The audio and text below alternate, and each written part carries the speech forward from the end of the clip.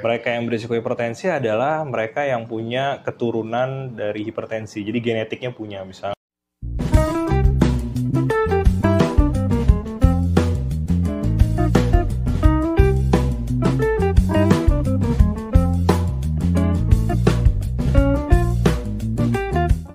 Halo sahabat Hermina, kembali lagi dengan saya Dr. Fadil di Observasi Hermina pada hari ini. Telah hadir bersama kita Dr. Zaki Hazami, spesialis jantung pembuluh darah. Selamat siang dokter. Siang Dr. Fadil. Baiklah dok, saat ini nih dok, kita mau ngebahas satu topik yang memang lagi viral ya dok ya. Bukan hanya di kalangan orang tua juga dok sekarang, tapi di kalangan muda juga sudah banyak nih dok. Tentang hipertensi dok, yang mau kita bahas pada hari ini ya dok. Oke dok, sebelum-belumnya sih dok, hipertensi ini apa sih dok? Darah tinggi ini apa sih dok sebenarnya definisinya daripada hipertensi? Oke. Jadi dari definisinya, hipertensi itu adalah suatu kondisi di mana tekanan darah sistolik atau biasa kalau kita ukur tuh yang bagian atas itu di atas 140 mm raksa, dan tekanan diastoliknya atau yang pernya itu, yang bawahnya itu di atas 90 mm raksa. Nah, atau bisa juga didefinisikan sebagai suatu kondisi di mana terdapat suatu gangguan organ dengan tekanan darah yang di atas 160 mm raksa untuk bagian yang atasnya, dan pernya itu di atas 100 mm raksa. Gitu. Jadi organ yang terganggu adalah organ-organ yang misalnya ginjal, otak dengan riwayat stroke misalnya, kemudian jantung ada dibilang pembengkakan atau bahkan serangan. Jadi dua entitas definisi itu yang kita pakai saat ini. Oh, gitu. Dok. Berarti karena tensinya tinggi dok, bisa nyebar kemana-mana ya dok, bisa ke organ-organ tubuh lainnya ya dok. Betul. Ya? Oke dok. Sebenarnya dok, kalau tensi kan kita nggak rutin tensi ya dok, mungkin kita di rumah nggak punya alatnya, nggak banyak ketersediaannya juga dok di kalangan masyarakat. Ada tanda-tandanya nggak sih dok, tanda dan gejala daripada hipertensi ini sendiri dok? Sebenarnya sebelum tahu tanda dan gejala, mungkin lebih pertama orang yang berisiko ya hipertensi. Oh, boleh dokter, boleh. Mereka yang berisiko hipertensi adalah mereka yang punya keturunan dari hipertensi. Jadi genetiknya punya, misalnya ayahnya ada yang hipertensi, ibunya hipertensi, kemudian mungkin kakek nenek yang hipertensi. Itu adalah cenderung orang yang berisiko punya darah tinggi atau hipertensi. Yang kedua, mereka yang berat badannya berlebih. Kemudian yang ketiga, kadar kolesterol yang tinggi, mereka yang merokok, dan mereka yang jarang aktivitas fisik. Itu mereka yang berisiko punya tekanan darah tinggi. Oh, oke, dokter. Gitu. Kemudian yang berikutnya adalah gejala.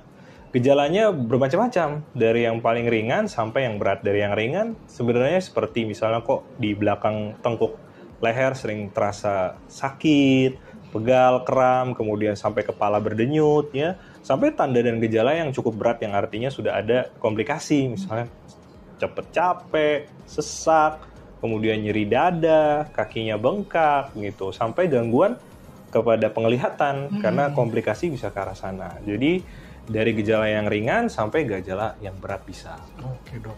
Tapi ya dok, banyak juga nih dok di masyarakat gitu ya dok, tensinya itu udah tinggi nih dok, datang berobat atau datang periksa, misalkan ke rumah sakit atau ke puskesmas, didapatkan tensinya itu sudah tinggi dok, sudah 160, 170, tapi nggak ada gejala tuh dok sama sekali. Nah, bisa juga begitu ya dok ya? Iya, itulah yang dikatakan kadang-kadang kenapa hipertensi menjadi silent killer, karena jadi atau diam-diam membunuh lah. Jadi artinya pada saat kondisi di mana dia sudah punya tanda bahaya dalam tubuhnya udah nggak aktif, artinya warning sign itu tanda-tanda bahayanya tuh udah nggak terdeteksi. Akhirnya bablas begitu aja. Nah, itu jauh lebih berbahaya karena tandanya tubuhnya sudah beradaptasi dengan tekanan darah yang tinggi. Gitu. Jadi terbiasa gitu. Nah, itu justru berbahaya. Malah nanti bisa muncul langsung komplikasinya ya dok ya. Untuk seperti itu ya dok. Betul. Nah, ngomong-ngomong dok, komplikasinya tuh apa aja sih dok hipertensi ini dok? Oke, komplikasinya yang pertama kita mulai dari kepala dulu ya. Daerah-daerah kepala itu bisa terjadi stroke.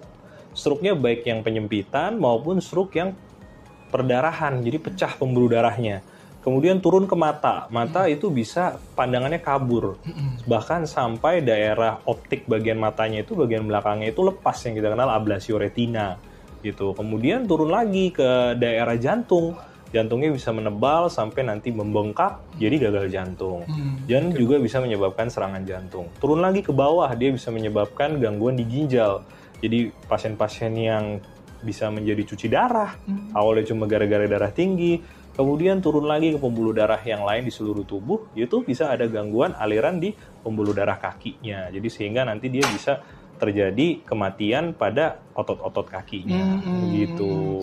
Wah, serem juga ya dok hipertensi ini ya dok. Kalau pengobatannya berarti seperti apa ya dok? Apakah nanti minum obatnya cuman 1 minggu, 2 minggu dok? Abis itu berhenti minum obat atau gimana sih dok? Oke, jadi pada prinsipnya hipertensi sejauh ini karena disebabkan karena genetik, jadi yang paling harus dilakukan adalah perubahan gaya hidup dulu. Oh, baik. Jadi gaya hidup di sini ada yang namanya DASH dietary, jadi diet yang menurunkan intake garam di dalam tubuh kita. Jadi idealnya garam itu maksimal itu adalah kurang dari 2 gram per harinya, itu maksimal. Jadi kalau Sobat Hermina ini makan 1 mie instan itu udah tercukupi sebenarnya kebutuhan hariannya untuk satu hari itu. Yang kedua adalah harus rutin berolahraga. Jadi lifestyle harus dirubah. Makan makanan yang cepat saji, fast food harus dikurangi karena makanan yang cepat saji itu tinggi akan kadar natrium. Jadi minuman yang kemasan, minuman yang berpengawet semuanya atau makanan yang berpengawet itu mengandung kadar natrium yang tinggi. Kemudian yang berikutnya adalah minum obat secara teratur untuk mereka yang sudah terdiagnosis. Jadi darah tinggi itu minum obatnya seumur hidup. Seumur hidup ya. Tapi ada tapinya. Misalnya awal dikasih sama dokter 4 obat. Kalau kita mengontrol tekanan darah dengan baik dengan pola hidup yang oke, nanti dari 4 obat ini dikurangi bisa sama dokternya jadi 3. Dari 3 jadi 2. Dari 2 jadi 1. Dari yang dosisnya misalnya 16 mg dipotong nanti jadi setengah 8 mg. Turun lagi ntar setengah tablet. Jadi makin bagus kita mengontrol cara hidup kita, makin bagus juga nanti terapinya. Jadi makin minimal gitu. Jadi tergantung bagaimana sikap kita terhadap hipertensi yang diderita. Oke dokter, berarti nggak bisa ya dok kita tiba-tiba nih dok udah terdiagnosis, udah minum obat, merasa enakan badannya, terus merasa tensinya udah aman, itu kita berhenti obat secara mandiri nggak bisa ya dok, tetap harus kontrol ya dok. Gitu Sobat Hermina. Jadi kalau Sobat Hermina sudah didiagnosa dengan hipertensi, jangan berhenti mandiri untuk obat-obatan. Seperti itu. Oke dok, berarti tadi kita sudah bahas dari definisi nih dok, sudah kita bahas juga komplikasi sampai tata laksana dan juga pencegahannya ya dok ya untuk seperti itu. Oke dokter, kalau untuk pemeriksaan berkala, kira-kira kita perlu nggak sih dok dilakukan untuk medical check up gitu dok, ngecek tensi seperti itu, kira-kira baiknya berapa waktu ya dok, berapa bulan sekali atau berapa minggu sekali dok? Baik, jadi idealnya itu memang tekanan darah itu pertama kita bagi 2 ya, mereka yang punya faktor resiko sama yang sudah kena hipertensi.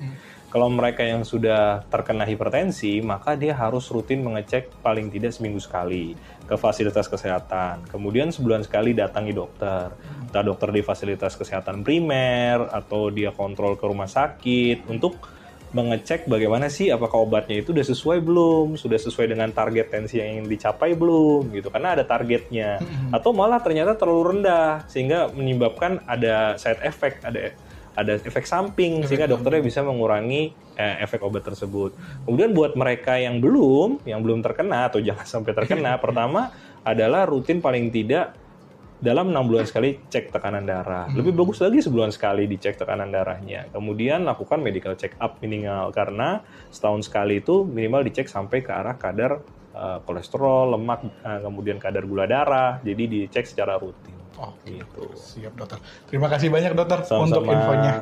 Sama-sama. Ya Sobat Hermina, kalau dari Sobat Hermina ada yang mengalami gejala atau tanda yang sudah kita jelaskan oleh Dr. Zaki Hazami, spesialis jantung dan pembuluh darah, jangan ragu-ragu untuk langsung datang ke Poli Jantung dan Pembuluh Darah RS Hermina Makassar.